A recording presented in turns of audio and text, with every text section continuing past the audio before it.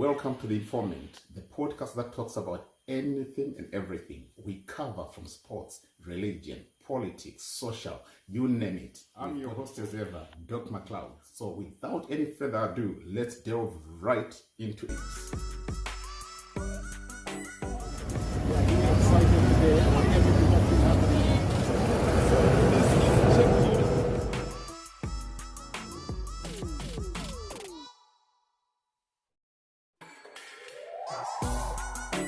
Right, my good people, I hope I find you well. Right, hey, I've got files and files of issues.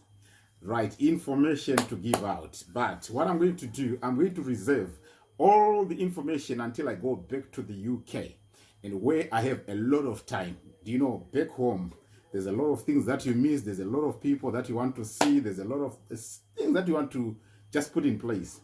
So I'm working in between that time to try and make sure that everything is plugged and planted properly before I fly back to the UK. When I'm there, definitely, I'll be bringing you files and files of information, content.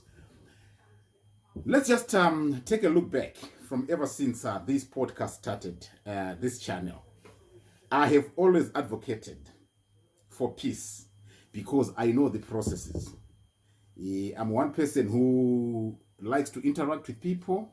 Number one, within the political field, the politicians themselves, I like to be with them. I'm always very close because I hate nobody. I'm friend to all, enemy to none, which has made it to be very sane for me to continue to be hooked with many of them. Right now, I just want to bring the 2030 issue. Believe it or not, I know to those who are for ED 2030, they know that it's now done and dusted. Trust me, don't get anybody to tell you nothing. It's now done and dusted. Right. Those who feel like they don't like the ED 2030, the doors are closed. All the people that were hearing, or the heroes of the time, that we were thinking we're pushing for that, all of them have been quietened. They have been silenced one way or the other. There's also a warning that has gone out to certain people who are trying to cause destabilization of the nation by pushing and making unnecessary nonsensical comments pertaining to the nation of Zimbabwe. The best advice I'm going to give you from today on, avoid anything to do with politics. The only thing that's wait for you when you're in that line is to be a victim. Because the real political players, the leaders of the politics in opposition, they are dismantled inside out. I was talking to one guy and I said, right, what do you think could be, do you think there's going to be a reinsurgence of the opposition at some point? Considering the current situation in Zimbabwe right now. Then they said to me, you know what, Apostle, listen to this. Opposition, their structure was very clear. Right. They were being driven by the charisma of Nelson Chamisa. They were being driven by the comradeship of Job Sikala. They were being driven by the intellectual expression of Tendai Biti. Above all, they were being driven by the strategy of Mwanzori. People might not see how these people used to work. The Wendes and everyone were all behind them, right? They were needed. You cannot have 4 people just to lead. But the minute things were not done at the handover of power, that caused a lot of dissentiment within the opposition. In that manner, they started to disintegrate.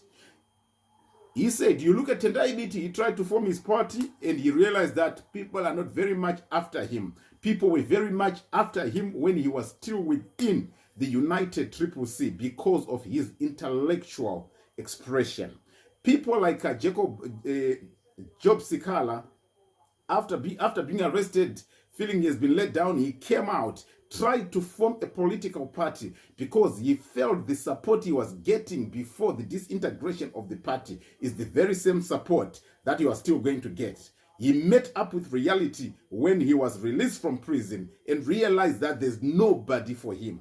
He should have not even attempted to form a political party. Had he continued to be quiet, he would have progressed well within his political career.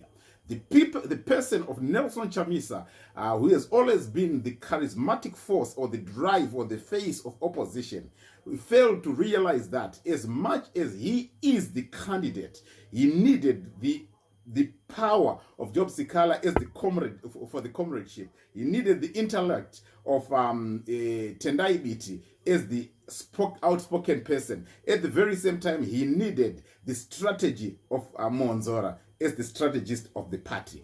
That was very, very critical in that opposition arena. Right now, they believe that none of them will resurrect any forceful political career if they don't unite, of which now that's seemingly impossible. Let's agree to this. I'm not battering anybody, neither am I throwing a shade on anyone, but I'm just being realistic with what I was told. So they are believing the opposition is done. They were all outclassed when Sengezo Shavangu was placed in that position.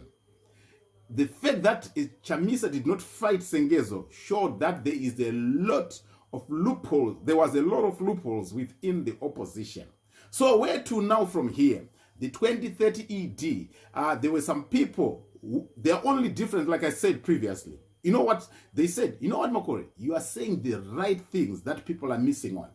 The 2030 ED was supported by everyone within ZANU-PF. 95% of people within ZANU-PF, they were pushing for ED 2030.